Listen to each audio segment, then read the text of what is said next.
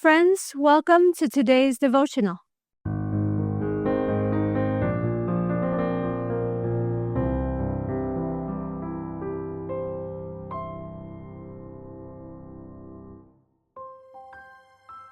Our Bible text today is found in Luke 12, verse 15. For one's life does not consist in the abundance of the things he possesses. Jesus talked in Matthew 19 about the rich man and presented his disciples with an insurmountable problem.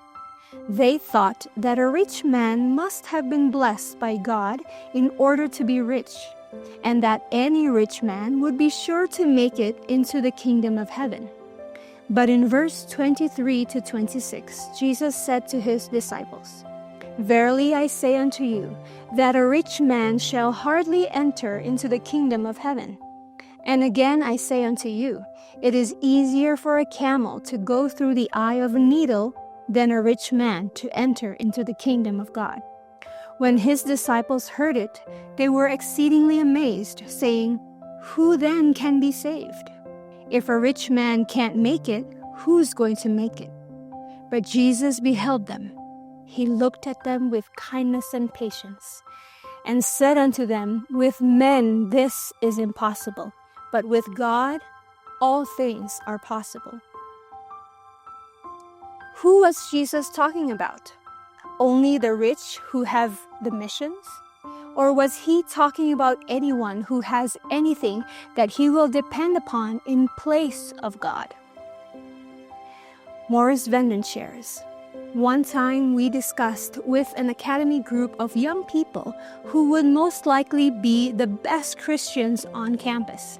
And they said, if you're going to decide whether it's a fellow or a girl, it would most likely be a girl. Why? Well, girls need God more than the fellows do.